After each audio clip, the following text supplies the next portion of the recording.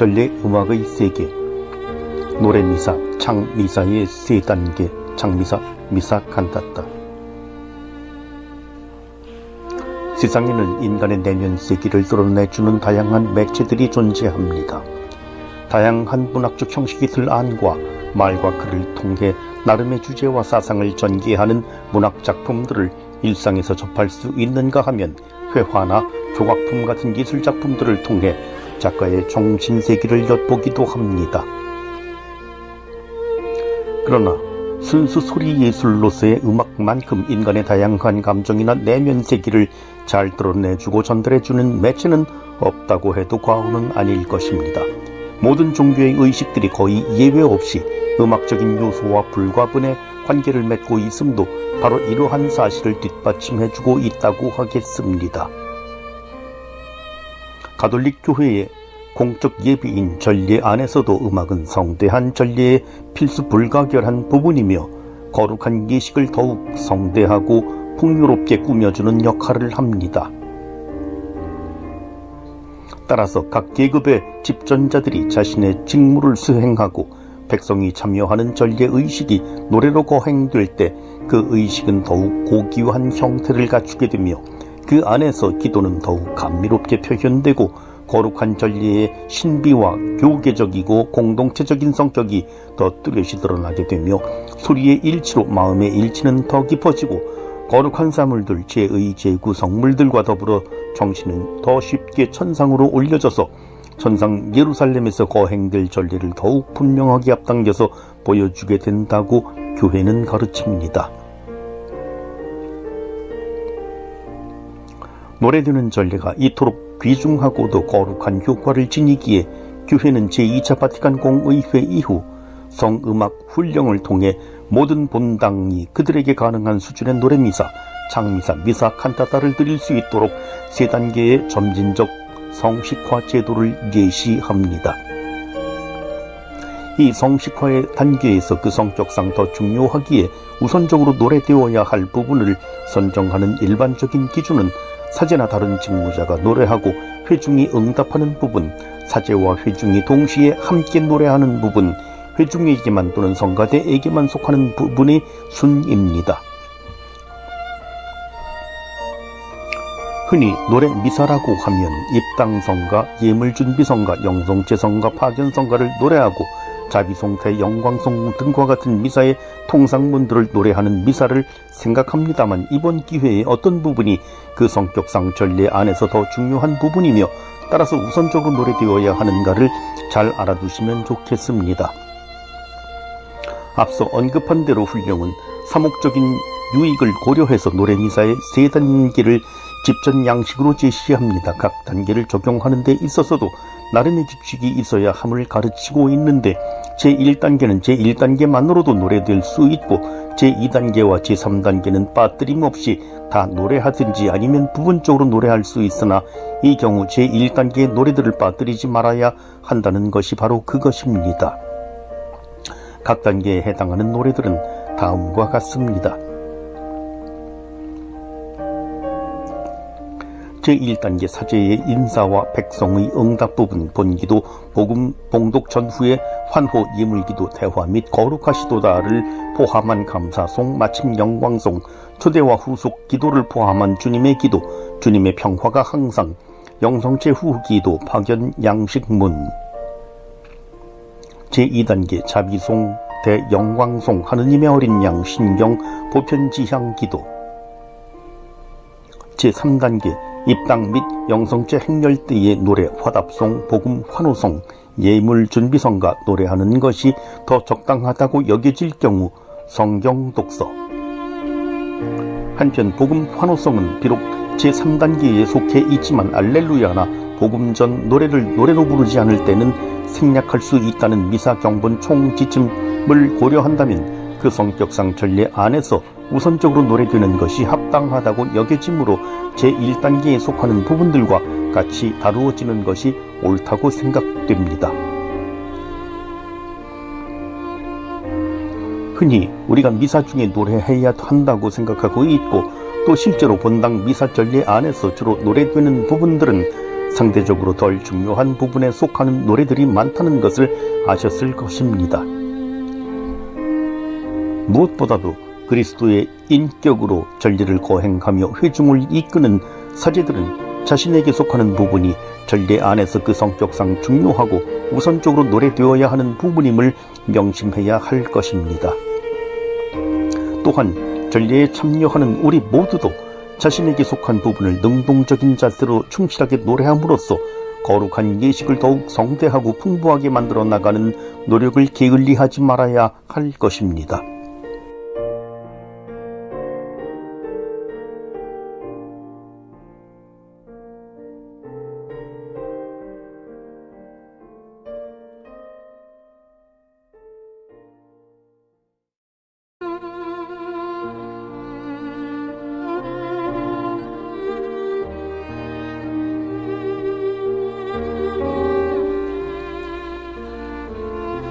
대영광송은 성령 안에 모인 교회가 하느님 아버지와 어린 양께 찬양과 간청을 드리는 매우 오래된 고귀한 찬미가다.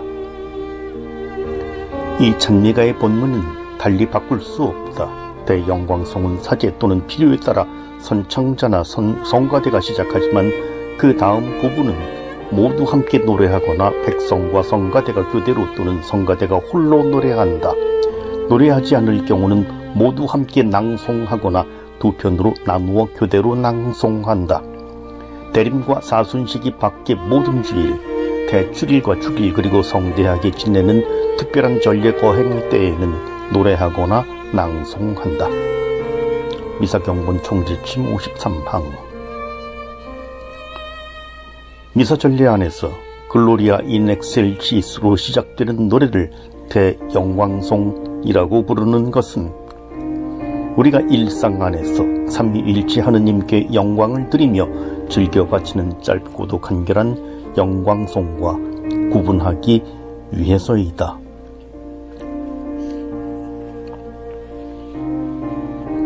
미사전례 안에서 축제의 분위기를 돋우어주는 역할을 하는 이 대영광송은 암브로시오 전례성가의 찬미가들 중 천사들의 찬미라 불리던 아주 오래된 삼위일체 찬미가에서 그 기원을 찾을 수 있습니다. 오늘날 미사전례 안에서 노래되는 대영광송보다 본문이 더 길고 삼위일체 정식이 더욱 뚜렷한 이 찬미가는 동력에 해가 떠오르는 시간에 맞춰 삼위일체 하느님을 찬미하며 부르던 아침 찬미가였습니다.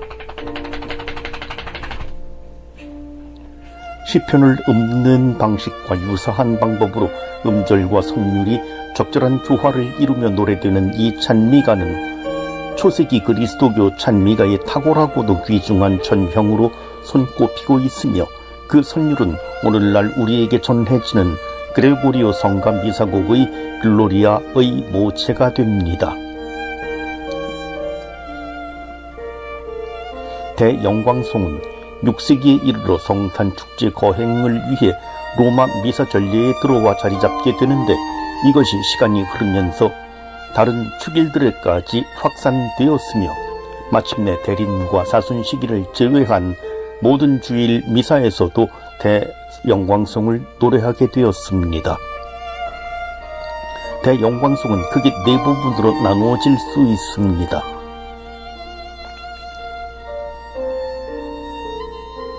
첫 번째 부분은 노래를 시작하는 환호에 해당하는데 성탄의 밤에 천사들이 구세주 탄생의 기쁨을 알리며 하느님께 영광이요 사람들에게 평화를 외쳤던 그 환호를 텍스트로 취하고 있습니다.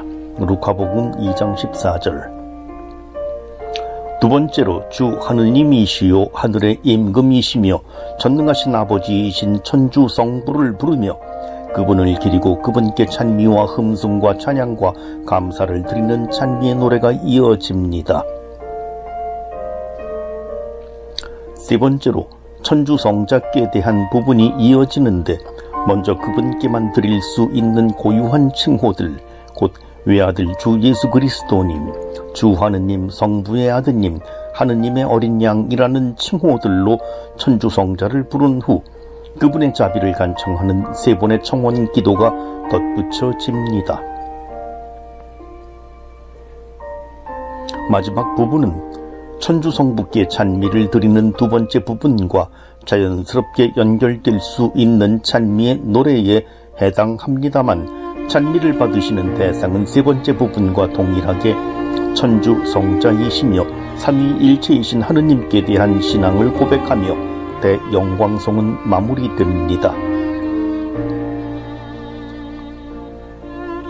미사 경본 총 지침은 교회의 역사와 함께 해온 매우 오래된 고귀한 찬미가인 이 대영광송의 본문을 미사 전례 거행 중 달리 바꾸어 사용할 수 없음을 강조하고 있습니다.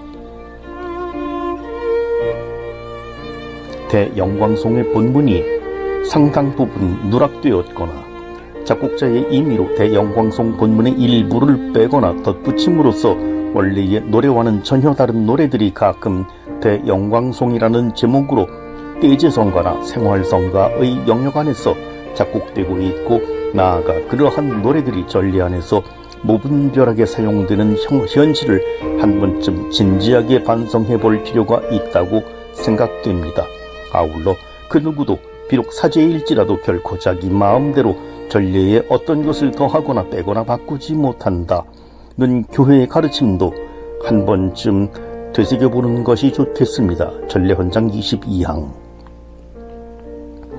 대영광송은 노래되기 위해 생겨난 노래이기 때문에 미사 전례 안에서 노래되는 것이 가장 바람직한 방법이며, 그렇지 못할 경우 낭송하게 됩니다. 대영광송의 본문이 길기도 하고 또 미사 전례서에 그대로 노래할 수 있도록 본문의 문장들을 구분해 놓았기 때문에 흔히 성가대와 회중 또는 회중의 양편이 교송으로 대영광송을 노래하기도 하지만, 대영광송은 고유한 후렴이나 절이 없이 한 덩치의 찬미가를 이루고 있으므로 전례 공동체 모두가 본문 전체를 함께 노래하는 것이 대영광송을 노래하는 우선적인 방법임을 아셨으면 좋겠습니다. 지금까지 대영광송에 대해 자세히 알아보았습니다. 대영광송은 유구한 교회의 역사와 함께 해온 고귀한 찬미가로서 수많은 성인 성녀들을 비롯한 훌륭한 우리 신앙의 선조들이 거룩한 미사 전례 안에서 한 목소리로 삼위일체 하느님을 찬미하던 거룩한 노래입니다. 우리도 그분들의 모범을 본받고 그분들에게 그러한 신앙과 성덕의 은총을 허락하신 삼위일체 하느님을 한 목소리로 찬미하는 삶을 살도록 힘써야 하겠습니다.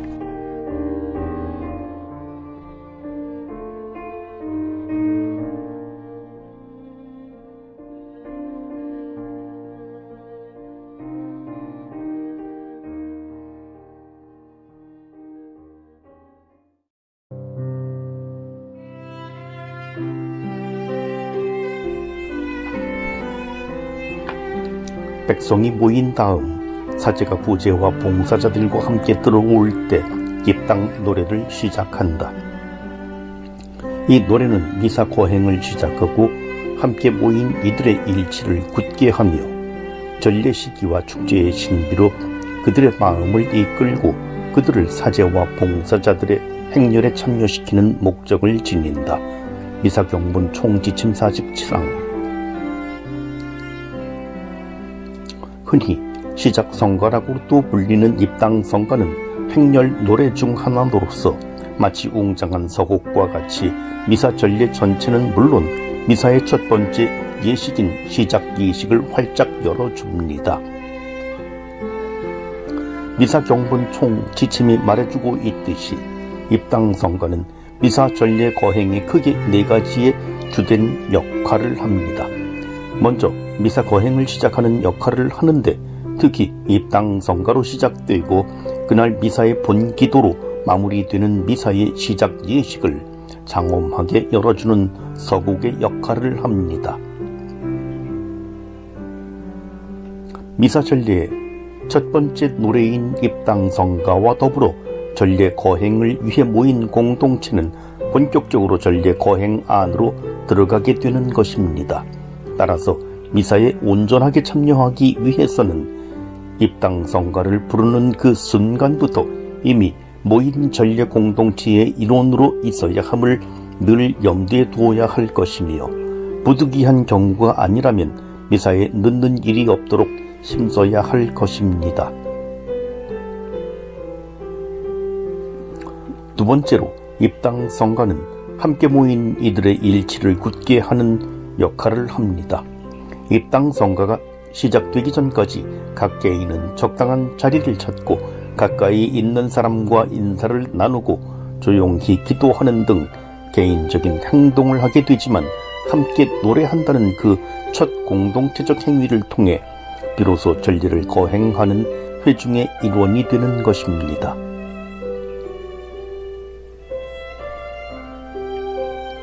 서로 다른 음성과 음색을 지닌 사람들이 자신의 고유한 소리를 고집하지 않고 동일한 멜로디에 자신의 소리를 맞추면서 함께 노래할 때에 이미 그들의 내면에 존재하는 일치는 외적으로 드러나게 되고, 또한 이러한 외적인 일치를 통해 그들 내면의 일치는 더욱 굳건하게 되는 것입니다.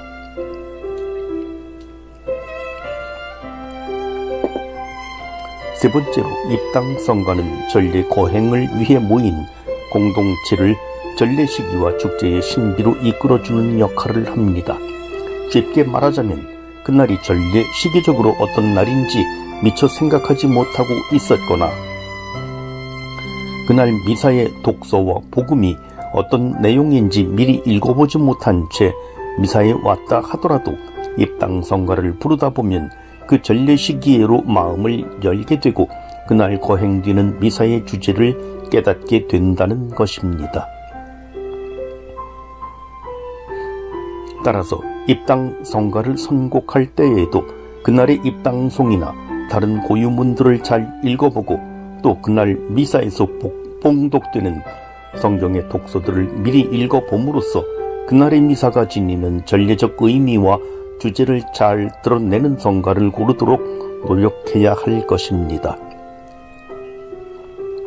아울러 이런 의미에서 볼 때 사제와 봉사자들의 행렬이 마무리된 후에 노래를 바로 그치는 것도 나쁘진 않지만, 입당성가를 조금 더 부르면서 전례 회중을 그날의 전례에 더 합당하게 준비시키는 것도 유익한 방법 중 하나라고 하겠습니다. 마지막으로, 입당성가는 전례 회중을 사제와 봉사자들의 행렬에 참여시키는 역할을 합니다. 입당성가는 주님 순환 성지 주일 전례에서 밖으로 모여 있던 회중이 행렬에서 성전으로 들어가며 성가대와 주고받으며 부르는 노래처럼 본성적으로 행렬을 위한 노래입니다. 오늘날 여러 여건상 모든 회중이 입당 행렬에 물리적으로 동참할 수는 없지만, 입당성가를 함께 노래함으로써 그 행렬에 마음으로 또는 영적으로 동참하게 되는 것입니다. 특별한 전례의 경우, 예를 들어 세례식이나 첫 영성체가 거행되는 미사 또는 혼인미사에서 그 대상자들, 예비신자 첫 영성체 할 아이들, 신랑과 신부가 사제와 봉사자들과 함께 행렬에서 입당한다면 아주 좋은 본보기가 될 것입니다. 입당성가를 노래하지 않을 경우 그날 미사에 입당송을 낭송하게 됩니다. 이러한 경우 입당송은 회중 전체가 합송할 수도 있고, 그들 가운데 몇 사람이나 잘 준비된 한 사람, 예를 들어 독서자나 해설자가 낭송할 수도 있겠습니다. 부득이한 경우 사제 자신이 낭송해야 할 때도 있는데, 이 경우 사제는 시작 예식에서 회중과 인사를 주고받은 후 그날 전례의 주제에 대해 이끄는 말을 하는 방식으로 적응시킬 수 있습니다.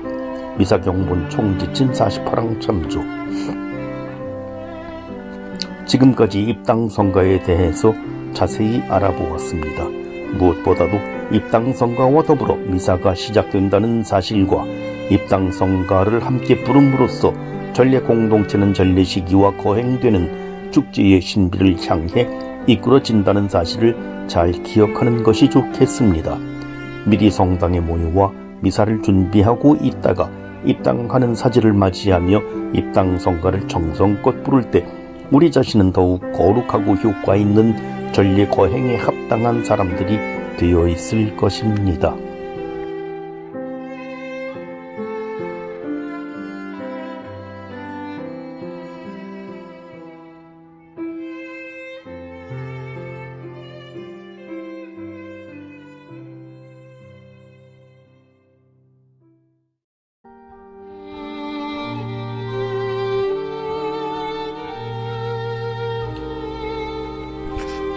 참회 예식에서 자비송을 이미 바치지 않았으면 참회 예식 다음에 늘 자비송을 바친다. 자비송은 신자들이 주님께 환호하며 그분의 자비를 간청하는 노래이기 때문에 관습에 따라 모든 이가 바친다. 곧 백성과 성가대 또는 백성과 선창자가 한 부분씩 맡아 교대로 바친다. 자비송의 각 구절은 보통 2번 반복한다.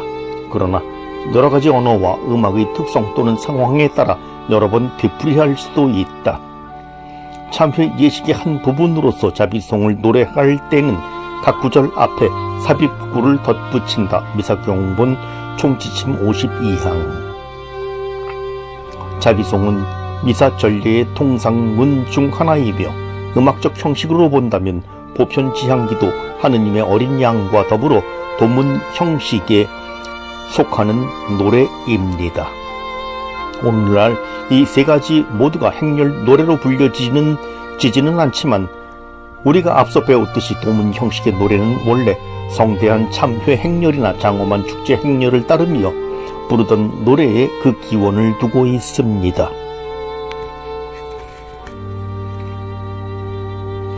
한 손에 초를 들고 다른 한 손으로는 어린 나이에 손을 쥔 사람이 노래책을 들고 행렬해 가면서 쉼 없이 노래한다는 것이 여의치 않음을 생각한다면 짧은 구절을 반복하며 응답하는 도문 형식의 노래가 행렬을 따르며 부르는 노래를 위한 매우 적절한 음악적 형식이었음을 어렵지 않게 이해할 수 있을 것입니다. 미사 경본 총지침의 표현을 따르자면 자비송은 주님께 환호하며 그분의 자비를 간청하는 노래입니다. 우리의 간청을 들으시는 주님은 조금 전 미사 거행을 시작하면서 행렬 십자가의 형상으로 장엄하게 성전으로 들어오시고 제단 위에 놓여지신 후 지금은 모든 이 앞에 서 계시는 주님, 곧 승리자이신 영광의 그리스도여 자비의 그리스도이십니다. 일단 행렬과 노래가 마무리되고 십자가를 향해 깊이 머리를 숙여 인사를 하고 주례 사제가 회중과 인사를 주고받고 나면 전례 공동체를 이룬 우리 모두는 이제 우리의 구원자이신 그리스도의 이름을 부르며 그분의 자비를 간청할 준비를 마치게 되는 것입니다.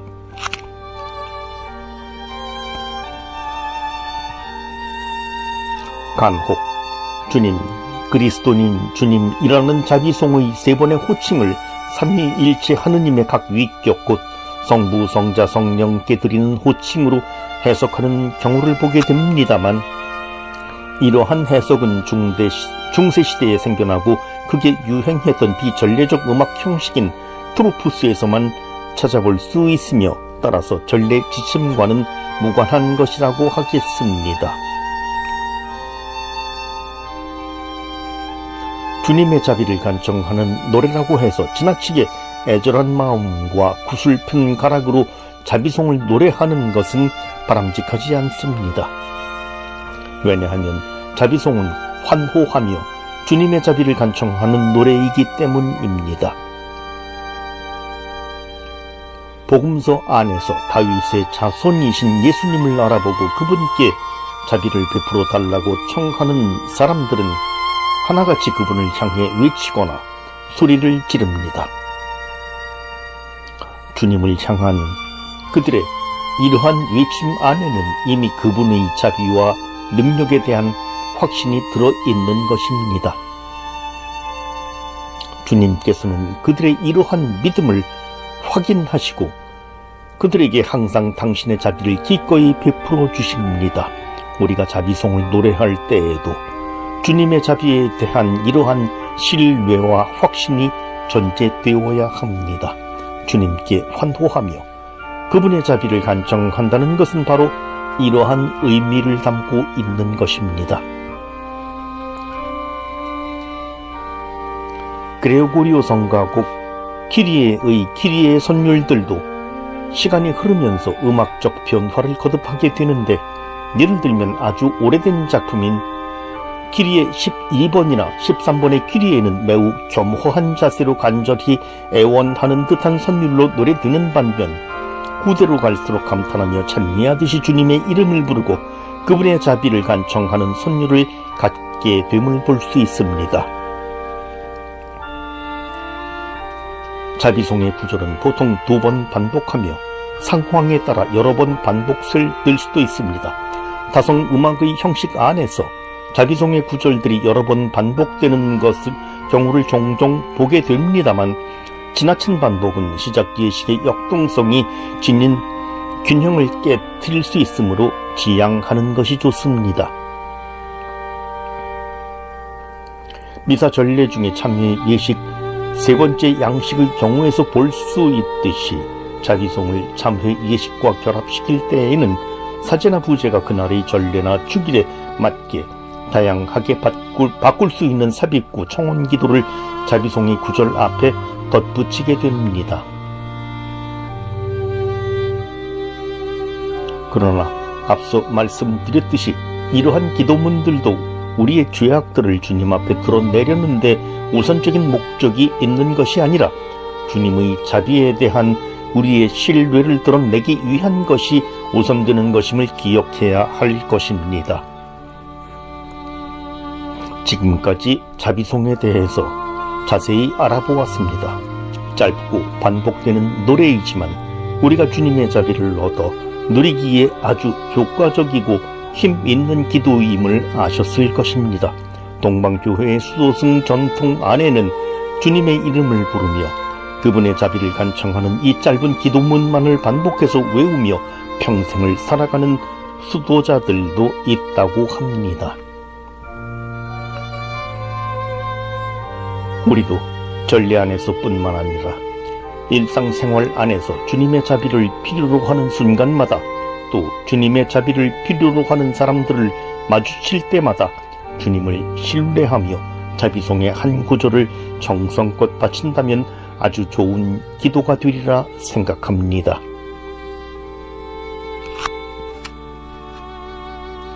주님께서는 항상 우리에게 자비를 베푸실 준비가 되어 있는 분이십니다.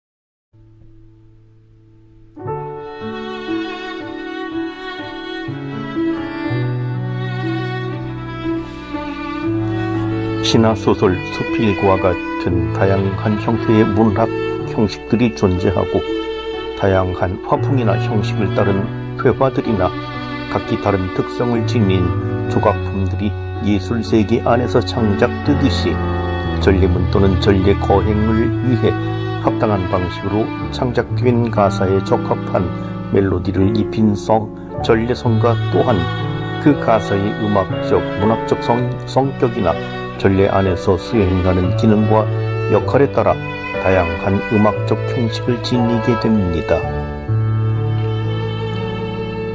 먼저 전례 안에서 이루어지는 다양한 행렬을 따르는 노래들이 있습니다.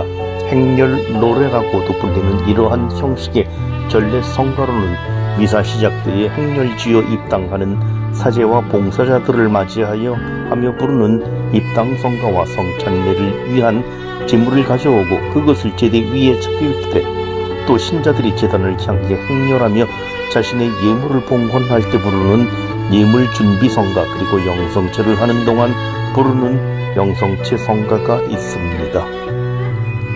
장엄한 전리에서 부제가 복음 봉독을 위해 복음서를 들고 독서대로 향해 행렬에 가거나 또는 복음서 행렬 없이 사제나 부제가 복음 봉독을 위해 독서대로 가는 동안 부르게 되는 복음 환호성 또한 그 전례적 기능상 행렬 노래에 속한다고 하겠습니다. 환호의 성격을 지닌 노래들도 있습니다. 복음 환호성으로서 주님을 찬미할 것을 힘차게 외치는 알렐루야는 대표적인 환호의 노래라 할 수 있으며 성변화 후 신앙의 진리를 외치는 사제의 환호와 거기에 응답하는 백성의 노래, 사제가 주례자로서 바치는 기도들과 마침 영광성을 장엄하게 마무리하는 아멘 복음 선포 전후 주님 영광 받으소서 그리스도님 찬미합니다 하며 외치는 백성의 환호, 그리고 주님의 기도에 맺은 환호인 주님께 나라와 등이 이러한 환호의 성격을 지닌 노래들이라 할 수 있습니다. 전례 거행을 위해 모인 회중을 향한 외침들 중에는 특정한 목적을 지닌 선포의 성격을 지닌 노래들도 있습니다. 보통 장엄한 전례 안에서 부제가 자신의 직무를 수행하며 외치는 노래들이 주로 여기에 해당되는데, 미사 중에 평화와의 인사를 나눌 것을 권고하거나 미사가 끝났음을 알리며 백성을 파견할 때, 또는 특별한 전례 안에서 성대한 행렬의 시작을 알리거나 무릎을 꿇을 것과 일어날 것을 권고할 때 외치는 노래 등을 그 예로 들 수 있습니다. 대화구의 형식도 있습니다. 사제와 백성이 주님께서 여러분과 함께 또한 사제와 함께하며 인사를 주고받는 것이 그 대표적 예이며, 감사기도를 시작하며 사제와 백성이 성대하게 주고받는 세 번의 대화와 우리말 미사 전례서에는 생략되어 있지만 주교가 주례하는 미사에서 파견 강복 전에 주교와 백성이 주고받는 대화 또한 여기에 해당됩니다.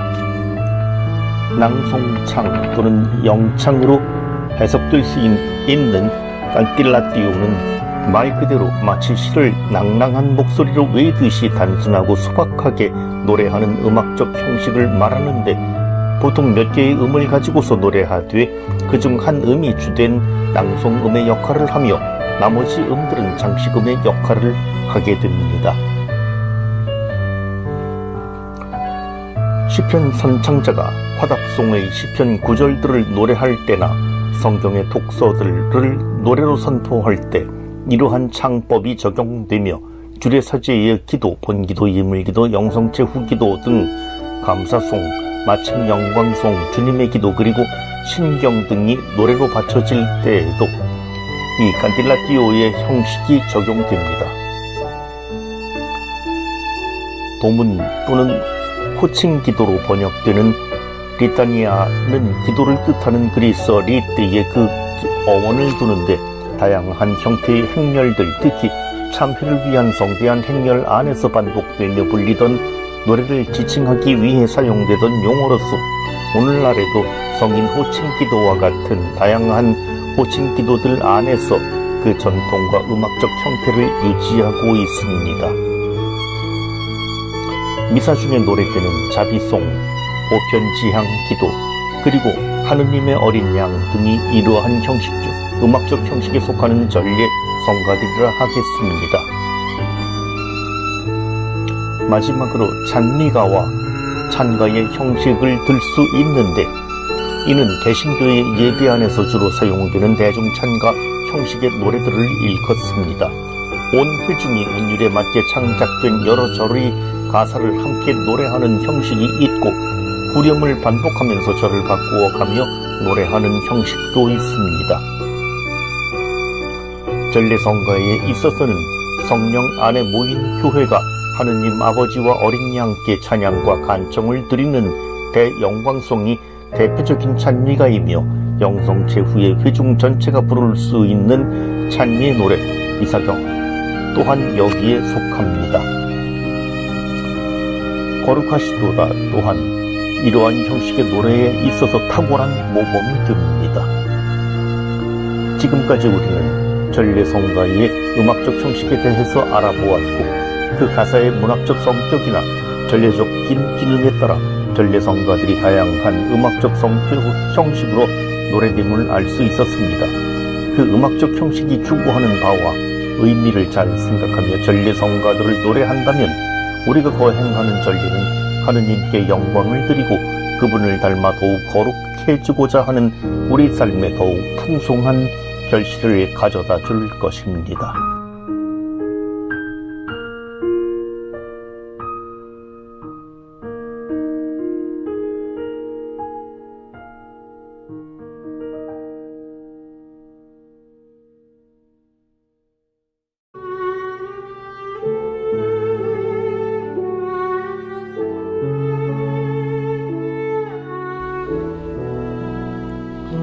전례 성가가 지녀야 할 요건들. 전례 성가란 전례 텍스트 곧 전례문에 적합한 선율을 입힌 노래입니다.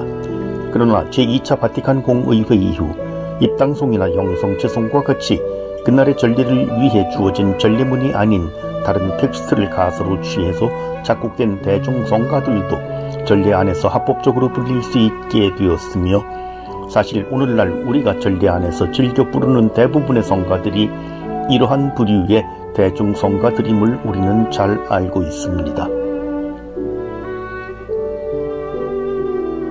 그러나 우리가 항상 잊지 말아야 할 것은 전례 안에서 불리는 성가의 가사들은 항상 가톨릭 교리에 부합하여야 하며 주로 성경과 전례의 셈에서 길어 올려져야 한다는 사실입니다. 또한 직접적으로 전례문이 아닌 이러한 가사들은 원칙적으로 지역 교회 권위자의 인준을 필요로 한다는 것도 기억하는 것이 좋겠습니다. 따라서 어떤 성가가 개인의 희노애락이나 신앙 체험을 노래하고 있을 때에는 그것이 아무리 아름답고 훌륭한 성가라 할지라도 교회의 공적인 예배인 전례를 위한 성가로는 적합하지 않다는 사실을 기억하는 것이 좋겠습니다. 그렇다면 가사의 요건만 채웠다고 해서 모든 성가가 전례 성가가 될 수 있을까요?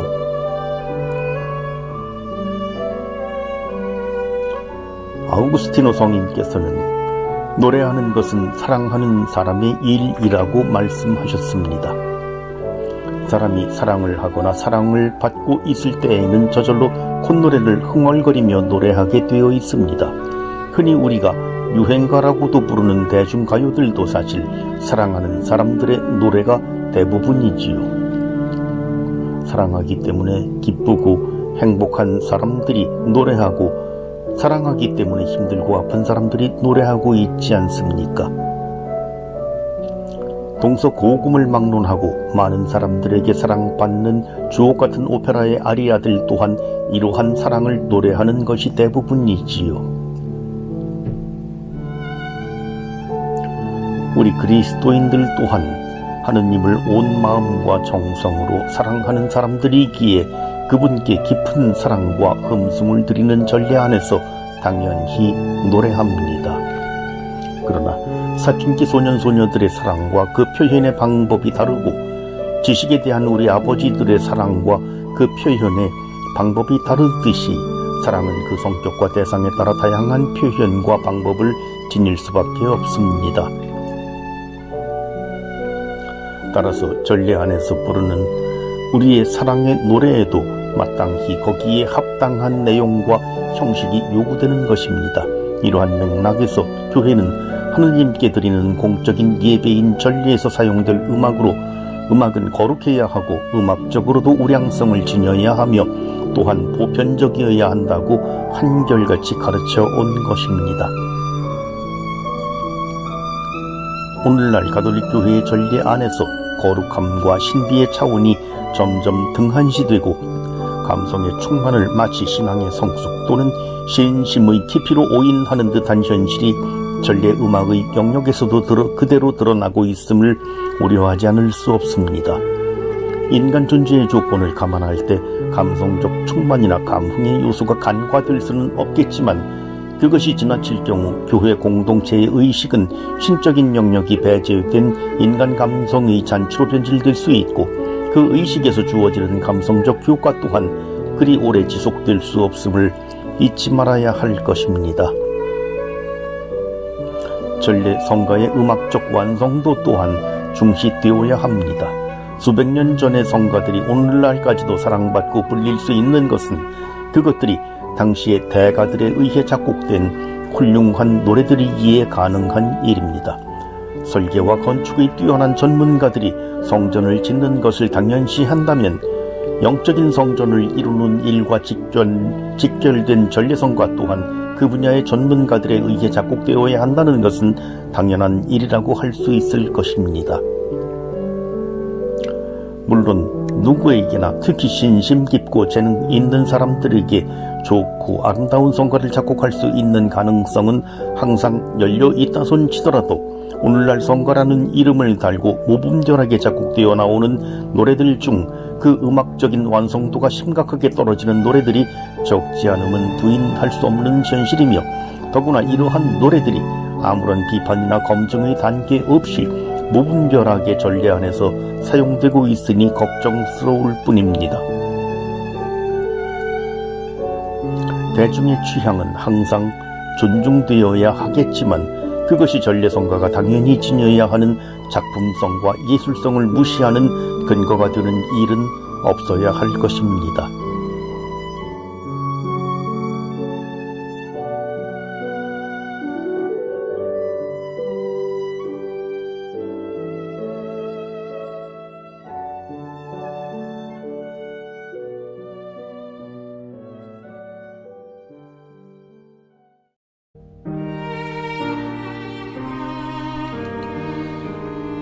첫째 독서 끝에는 화답송이 뒤따른다. 화답송은 말씀 전례에서 빼놓을 수 없는 부분이며 전례로나 사목으로나 매우 중요하다. 화답송은 적어도 백성이 맡은 후렴 부분은 노래로 바치게 되어 있다. 이때 시편 담당 또는 시편 선창자는 독서대나 다른 적당한 자리에서 시편 구절을 노래하며 회중 전체는 앉아서 듣는다.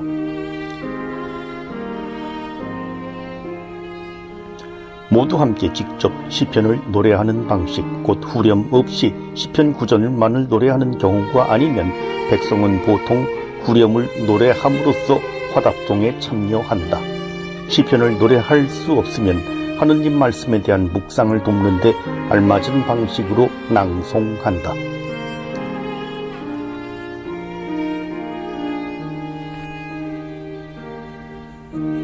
주일과 대축일 미사에서 말씀 전례는 일반적으로 성경에서 발췌된 4가지 텍스트, 구약 성경, 시편, 서간, 복음으로 구성되는데 화답송의 시편은 그중 하나에 해당합니다. 전례 역사 안에서 미사 중에 시편을 노래하는 방식은 다양한 단계를 거치며 변화해 왔습니다. 초세기 미사 전례에서 시편은 말씀 전례의 다른 성경 독서들처럼 다루어졌던 것으로 보이며 4, 5세기를 지나면서 오늘날의 형태와 같이 화답하는 형식, 곧 시편 선창자가 시편 구절을 낭송하면 회중이 후렴으로 응답하는 방식을 취하게 됩니다. 그러나 회중이 더 이상 전례 안에서 노래하지 않게 되는 7, 8세기를 지나면서 화답송 후렴의 기존 선율은 선창자들에 의해 화려하게 장식되며 노래되고 시편 구절 또한 잘 훈육된 독창자들을 위해 아주 화려하고도 수준 높은 선율로 꾸며지게 됩니다. 이 시기에 시편 구절을 노래하는 독창자는 독서대의 계단에 올라서서 노래했었는데 층계송이라는 이름이 여기에서 비롯됩니다. 20세기 초에 전례개혁 운동은 미사전례 시편의 중요성을 재발견하였고 제2차 바티칸 공의회를 통해 화답송은 오늘날 전례 안에서 갖는 위치와 중요성을 회복하게 됩니다. 화답송의 후렴은 노래되는 시편 구절들 안에서 주로 취해지며 말씀 전례의 다른 성경 독서들 안에서 일관되게 흐르는 그날 전례의 주제와 밀접하게 연관되어 있습니다. 전례 회중은 화답송의 후렴을 노래하면서 그날 전례의 주제를 더욱 깊이 깨닫게 되고 묵상하게 되는 것입니다. 부득이한 경우가 아니면 적어도 화답송의 후렴은 노래로 바쳐지는 것이 매우 바람직합니다.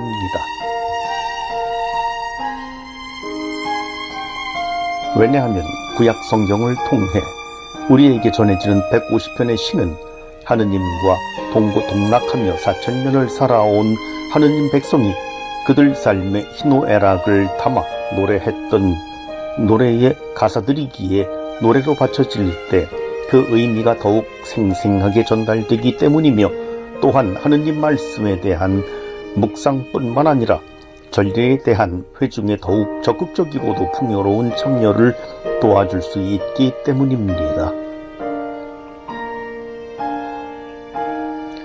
낭송창의 방식으로 노래되는 시편 구절들과 달리 화답송의 후렴은 그 텍스트가 요구하는 다양한 방식으로 작곡되고 노래될 수 있기 때문에 음악적 형식에 있어서 화답송의 후렴과 시편 구절들은 별개라 하겠습니다.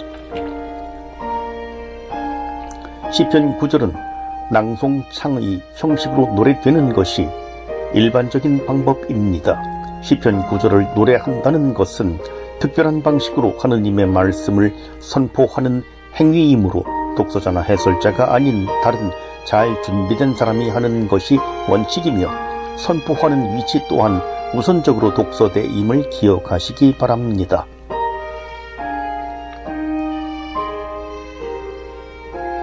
한편 미사 경본 총 지침은 화답송을 노래하는 다른 방법으로 후렴 없이 모두 함께 시편 구절을 노래하는 방식도 있음을 우리에게 알려주고 있습니다. 이러한 방법은 대다수의 회중이 그날 화답송의 텍스트를 손에 들고 있고 보통 화답송을 낭송하게 되는 평일 미사에서 적용될 수 있을 것으로 여겨지는데, 모두 함께 시편 구절을 적절한 방식으로 낭송하거나 선창자와 회중 또는 회중의 양편이 시편의 각 구절들을 번갈아 가며 낭송할 수 있을 것입니다.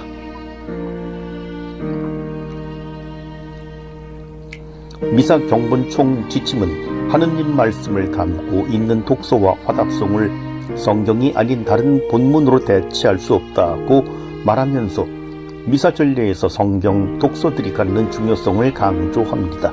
아울러 화답송이 말씀 전례에서 빼놓을 수 없는 부분이며, 그날의 전례를 위하여 독서집에 실어놓은 시편 대신 다른 시편성가, 곧 교회의 합법적인 권위, 사도자, 한국주교회의 또는 교구장 주교에 의해 승인된 성가집에 실린 시편 성가들을 부를 수는 있지만 그 밖에 다른 시가나 노래는 할 수 없습니다고 말합니다.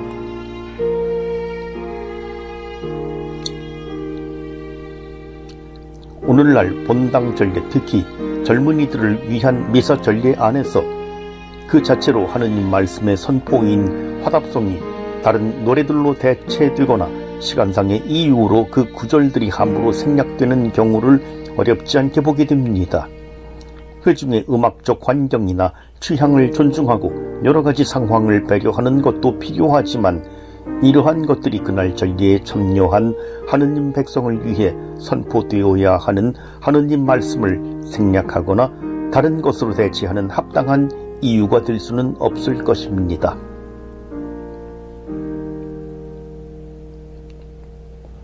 지금까지 화답송에 대해서 알아보았습니다. 시편을 노래하는 화답송은 미사 전례 안에서 고유하고도 중요한 임무를 수행한다는 것을 아셨을 것입니다. 앞서 말씀드렸듯이 시편은 하느님 백성의 삶이 녹아있는 노래이며, 오늘을 살아가는 우리 신앙인들을 위해서도 훌륭한 기도가 되는 노래입니다. 우리도 일상을 살아가면서 자주 시편으로 기도하며 하느님께 찬양과 흠숭과 감사를 드리고 그분의 자비와 사랑을 간청하며 살아갔으면 좋겠습니다.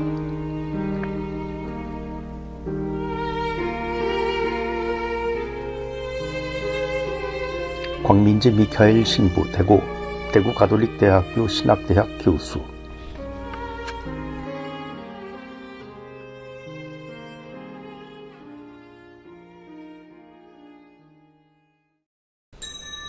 오실 메시아에 대한 희망 표현.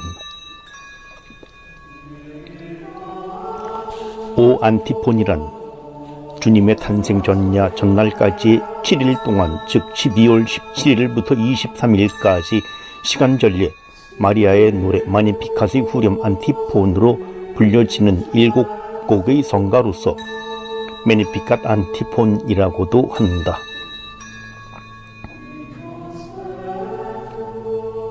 일곱 곡 모두 감탄사가 오로 시작되기에 오 안티폰이라고 부른다. 오 지혜이시여, 오 아도니아 주님, 오 이새의 뿌리여, 오 다윗의 열쇠여, 오 동방의 빛이여, 오 만민의 임금이여, 그리고 오 임마누엘이여.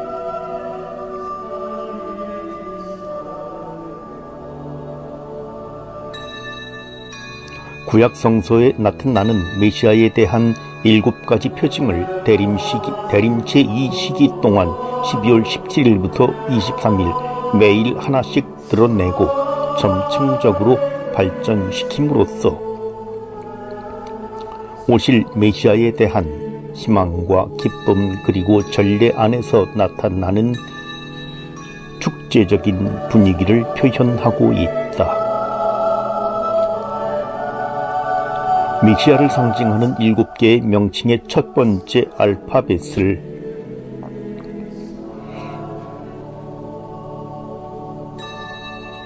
뒤에서부터 배열하면 아크로스틱, 에로크라스라는 문장이 된다. 즉, 내가 내일 있을 것이다.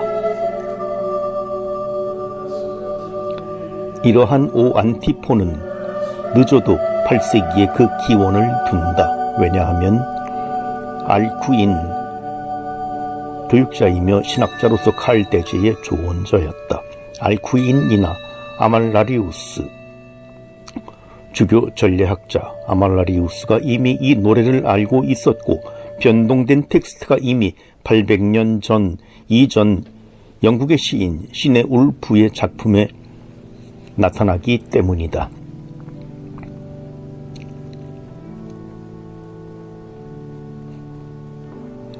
각 노래는 두 부분으로 구성되는데 먼저 메시아를 상징하는 구약 성서의 명칭을 감탄사 오를 동반하여 부른 후 그 명칭이 갖는 속성을 적절하게 설명한다. 두 번째 부분에서는 어서 오시어 베니 우리를 가르치고 도와주시기를 간구한다. 오 안티폰의 가사는 이러하다.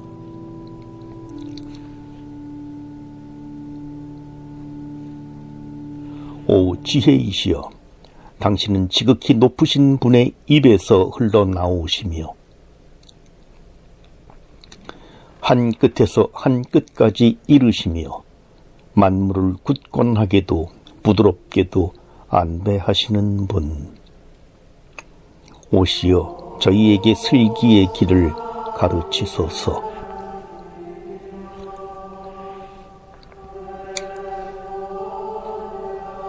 오 아도나이 저의 주님, 이스라엘의 가문의 으뜸이시여, 붉은 빛 불꽃 화염 속에서 모세에게 나타나시고 시나이 산에서 그에게 법을 내리신 분, 팔을 펼치고 오시어 저를 속량하소서.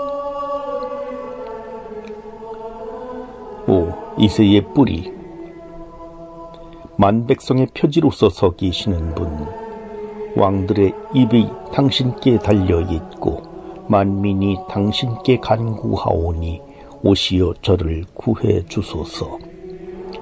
더디우지 마소서.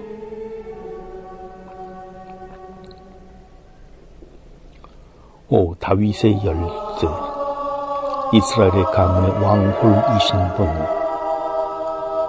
여시면 닫을 이가 없고 닫으시면 열 이가 없는 분, 오시어 죽음의 그늘 어둠 속에 묶인 채 앉아있는 이를 옥살이에서 꺼내 주소서.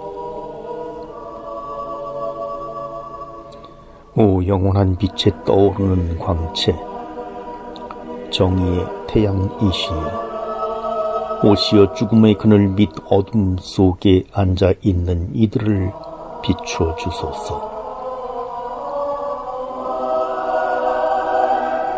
오 만민의 임금, 만민이 갈망하는 분, 둘을 하나로 만드시는 모퉁이 돌이신 분, 오시여 당신께서 흙으로 빚으신 인간을 구원하소서.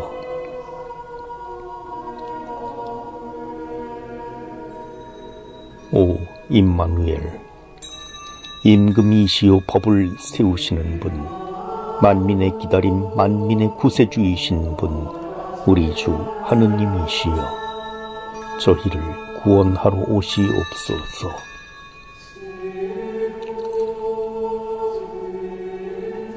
아르보페르트의 마니피컷 안티폰.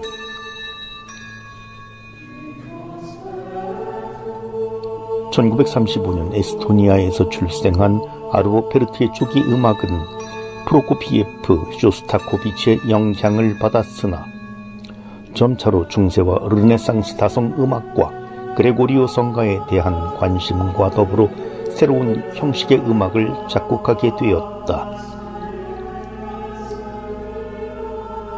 그는 자신의 음악에 대해서 이렇게 고백한다. 나는 단지 하나의 음표만으로도 충분히 아름답게 연주할 수 있다는 것을 발견하였다. 이런 하나의 음표, 침묵 속에 울리는 박자, 침묵의 순간이 나를 위로한다. 나는 매우 적은 음악적 요소로 작업한다. 3화음 혹은 하나의 특별한 조성과 같이 기본적인 요소로 음악을 구성한다.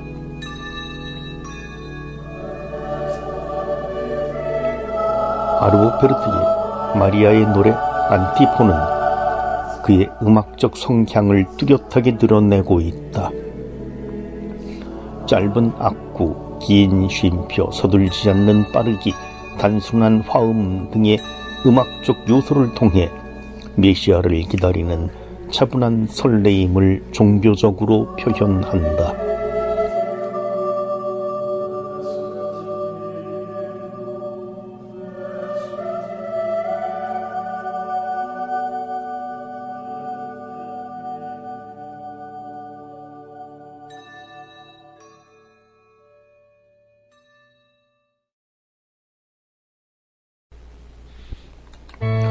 찬미 예수님, 가톨릭 성가 23번 온 세상 다스리심. 이 곡은 세상 만물이 다 하느님의 것임을 이야기합니다. 이 곡에서 여러분과 함께 나누고 싶은 가사 후렴 중 온 세상 만물 다 주의 것입니다. 어떤 종교나 철학이나 각자의 세계관이 있습니다. 그리스도교의 세계관은 하느님께서 이 세상을 창조하셨고 하느님을 닮은 존재인 인간이 관리자로서 이 세상에 살고 있다는 것입니다. 제가 사제로 살아가면서 안타깝게 생각하는 것들이 몇 가지 있는데 그 중 하나는 그리스도교적 세계관으로 살지 않는 가톨릭 신자들이 제법 있다는 사실입니다. 신앙인 중 상당수가 성당은 성당이고 세상은 세상이라고 생각합니다. 성당에서는 열심히던 신앙인이 세상을 살아갈 때는 철저하게 세속적인 세계관을 가지고 살아가는 모습을 자주 보게 됩니다. 특히 자신이 가진 재물이 여지없이 자신만의 것이라고 생각하는 사람들도 있습니다. 그렇게 생각한다면 그는 하느님의 소유권에 도전하는 것입니다. 우리는 하느님을 주님이라고 부릅니다. 하느님은 나의 주인이십니다. 그러므로 하느님 앞에서 나는 종입니다. 나의 모든 것은 하느님의 것이고 나는 청지기로서 그저 관리하는 사람에 불과하다는 사실을 잊어서는 안 됩니다. 가장 큰 재산인 토지에 대해서 이야기해보고 싶습니다.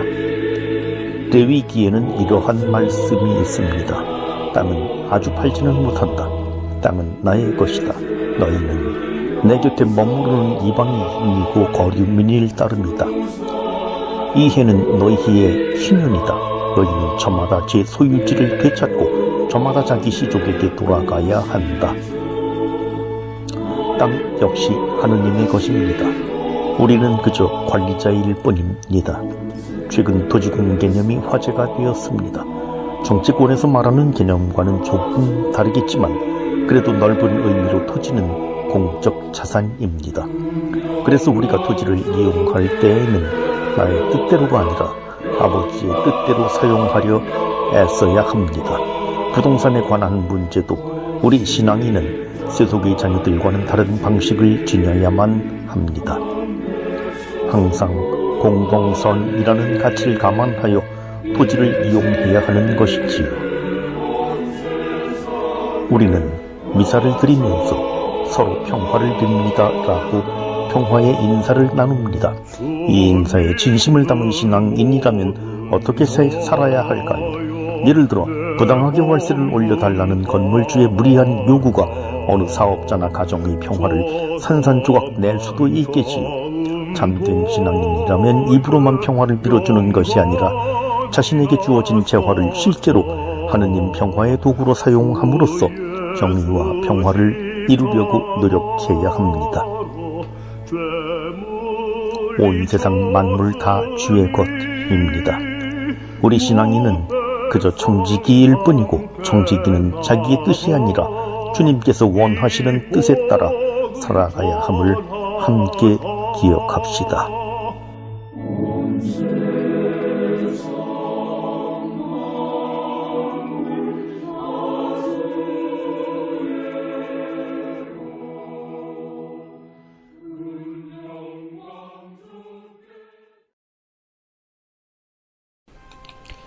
가톨릭 성가 61번 주 예수와 바꿀 수는 없네.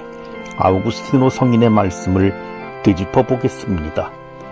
나는 음악의 위험성과 그 유용성의 체험 사이에서 뒷동거리면서도 결정적인 의견을 말함이 아니없지만 교회의 가창 제도가 좋다는 점에 더욱 마음이 쏠리는 것입니다. 여린 마음이 음악을 통하여 경건한 정서로 승화하기 위해서입니다. 하오나 내 경우에 있어 가사의 내용보다 곡조에 더욱 끌려갔다면 벌받을 죄를 지은 것으로 고백합니다. 따라서 노래를 안이 듣는 편이 나은 줄로 생각하는 것입니다. 고백록 제10권 33장. 아우구스티노 성인은 성가가 기도임을 명확하게 말하고 있고, 그래서 그 가사가 선율보다 더욱더 중요하다는 사실을 강조합니다. 선율은 가사를 더욱 돋보이게 하는 데에 그 가치가 있습니다.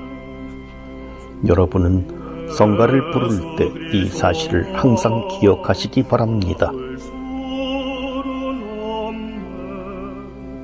성가 주 예수 그리스도와 바꿀 수는 없네 1절의 가사는 주 예수 그리스도와 바꿀 수는 없네. 이 세상 부귀 영화와 권세도로 시작합니다. 이는 그리스도께서 우리에게 가장 중요한 존재이시며 우리 삶에서 첫째 자리에 계시는 분임을 이야기합니다. 세속의 부귀 영화나 권세가 결코 주님보다 앞자리에 있어서는 안 된다고 알려줍니다. 가톨릭 교회 교리서 1723항의 내용과도 일치합니다.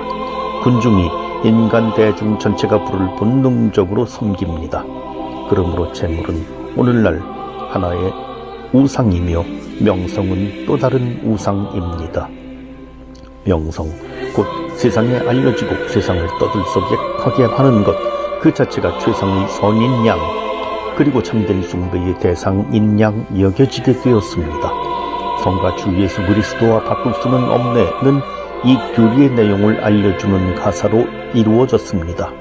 우리는 성가, 즉 노래로 드리는 기도를 통하여 우리가 하느님께 무엇을 청해야 하는지, 우리가 어떻게 살아야 하는지 배우게 되는 것입니다. 성가는 기도입니다. 그리고 우리는 그 기도를 통하여 주님과 대화하고 주님께 가르침을 받습니다. 우리는 이 기도로서 세속의 즐거움이 아닌 복음에서 말하는 참 행복으로 초대를 받습니다. 그리고 이 거룩한 삶의 여정에서 즐거워하고 기뻐하는 삶을 살아가면서 참 신앙인의 길을 걷게 되는 것입니다. 이 성가를 부르며 주님께서 초대하신 참 행복에 응답해 보면 좋겠습니다. 세상 즐거움 다 버리고 세상 명예도 버렸네. 주 예수 그리스도와 바꿀 수는 없네. 이 세상 어떤 것과도.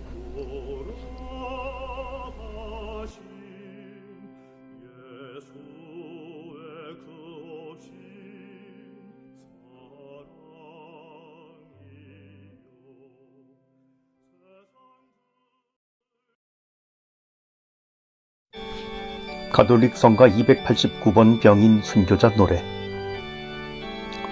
순교자들의 피와 땀 위에 세워져 자랑스럽고 소중한 역사를 지니고 있는 우리나라 천주교 신앙은 1784년 17세기 초 바다를 통해 유입된 한문 서적을 통해서 자생되었습니다. 그리고 그 신앙이 뿌리를 내리기까지 수많은 박해의 고통이 따랐습니다. 특히 1801년 신유박해, 1839년 기해박해, 1846년 병호박해, 1866년 병인박해, 이 4대 박해로 많은 천주교인이 희생당하였습니다. 특별히 병인년인 1866년에 시작되어 1873년 말까지 계속 이어졌던 우리나라 최대 규모의 병인박해는 병인 양요를 촉발하였습니다. 그러나 죽음 앞에서도 의연하게 신앙을 증거한 수많은 순교자의 피는 더 많은 천주교 신자들을 탄생시키는 씨앗이 되었고 이전보다 더 넓은 지역의 복음이 뿌리를 내리게 하였습니다. 또한 병인 순교 150주년을 맞이한 한국교회는 더욱 뜻깊은 한 해를 보내게 되었습니다. 최민순 신부님이 가사를 쓰시고 이문근 신부님이 작곡하신 가톨릭 성가 289권 병인 순교자 노래는 병인 박해 때 순교하신 많은 신앙인들의 넋을 기리는 노래입니다. 두두막 형식의 못과 춘마디로 시작되는 이 곡은 시퍼런 칼 아래 쓰러져 피바다를 이루었던 지난 병인년의 박해 중에서도 순교자들은 신앙을 지키며 죽음으로 영생을 얻고 하늘에 다시 살아 있다는 가사로 이루어져 있습니다. 전반적으로 4분음표를 사용하여 단순한 가락이 흐르는 이 곡은 첫 소절에서 힘있게 조금 세게로 조금은 조심스럽게 시작하여 뽀르테 세게와 매우 세게를 번갈아가며 노래합니다.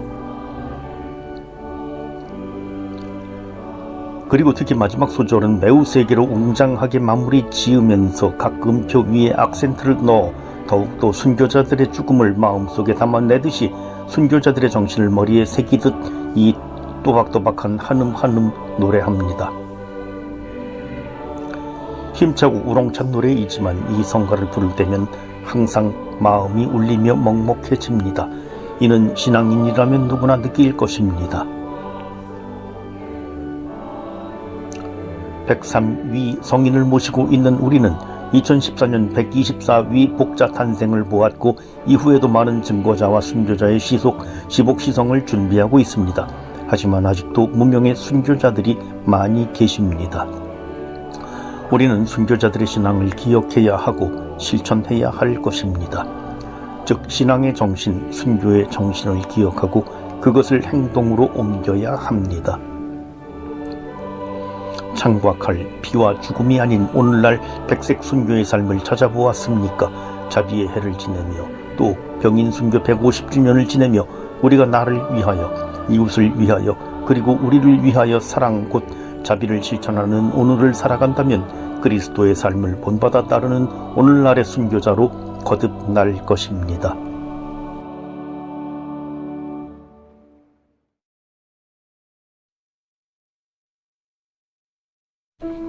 가톨릭 성가 402번 세상은 아름다워라. 여러분의 세상은 아름답습니까? 여러분의 세상 안에서 그 아름다운 세상을 창조하신 하느님을 만나셨습니까? 뜨거운 태양 아래 뭉게구름과 춤을 추고 있는 새파란 하늘, 온통 초록빛이 물든 크고 작은 나무들, 그리고 그 한가운데에 빨주노초 파남보 형형색색 행복을 수놓고 있는 세상. 우리는 이러한 세상을 창조하신 하느님께서 매우 흡족해 하시는 모습을 창세기에서 만날 수 있습니다. 가톨릭 성가 402번 세상은 아름다워라는 꼭 처음에 힘있게를 제시합니다. 노래가 끝나는 타임같이 한결같이 힘주어 찬양하도록 말하고 있는 듯합니다. 이 노래에서는 세상 한가운데서 쏟아지는 축복을 받고 있는 나를 만날 수 있으며 하느님께 감사의 찬미를 드리는데 하나하나를 강조하며 또박또박 밀려나지 않게 노래해야 할 것입니다. 못같은 마디로 시작하는 이 곡은 디시티카포를 이용하여 세도막 형식의 악곡으로 만들었습니다. 전반부에서는 아름답고 찬란한 세상 안에서 주님과 함께 살아갈 것을, 후반부에서는 이 아름다운 세상을 창조하신 주님을 찬양할 것을 강조합니다. 또 전반부에는 당김음을 사용하여 음절 하나하나를 강조하였고, 중반부부터 단순한 사음표를 이용하여 전반부에서 말한 아름다운 세상 안에서 주님과 함께 살아가리라고 다짐을 더 굳게 하고 있기도 합니다. 곡 전체의 흐름은 단순하지만 지루하지 않고 반복되는 악구이지만 흥분되는 마음을 고조시키기도 합니다. 이 성가는 벨기에의 도미니크의 피시르몽 수녀원 소속의 쉐르수리르라는 예명의 한 수녀가 작곡한 곡입니다. 그녀의 이름은 본래 잔 폴 마리 베케르이며 벨기에의 싱어송라이터였습니다. 수녀회와 수녀는 해외 선교 활동에 큰 도움을 줄 수 있겠다는 판단으로 1963년 첫 앨범 노래하는 수녀를 제작하였습니다. 그리고 이 음반에 실린 노래 중 수녀의 대표곡 도미니크가 독특하게 명랑하고 묘한 감성을 불러일으키며 미국 빌보드 차트를 석권하고 곧 전 세계를 흔들어 놓았습니다. 이때 앨범에서 썼던 그녀의 이름이 미소를 지닌 수녀라는 뜻의 수리르입니다. 그러나 대중의 호기심과 세속의 손길에 더 이상 수녀원에 머물 수 없던 그녀는 수녀원을 나온 이후 돈 문제로 고통을 받다가 52세 나이에 친구와 함께 생을 마감하였습니다. 그녀가 남긴 묘소에는 우리는 영적으로도 재정적으로도 막다른 골목에 와 있다. 이제 우리는 하느님께 간다. 하느님만이 우리를 파선해서 구해줄 것이다. 라는 글이 적혀 있었다고 합니다. 이 세상에서 잘 산다는 것의 의미는 무엇일까요? 곳곳에서 몸살을 앓고 지구의 아픔을 과연 의식하고 있습니까? 아니면 외면하고 있습니까? 세상 안에서 잘 산다는 의미는 세상의 아름다움을 입으로만 찬미하며 노래하는 것이 아닙니다. 바로 정의와 평화, 생태 환경의 보존, 그리고 그 아름다움을 볼 수 있는 없는 가난한 이웃들과 함께 행동으로 실천하는 것입니다.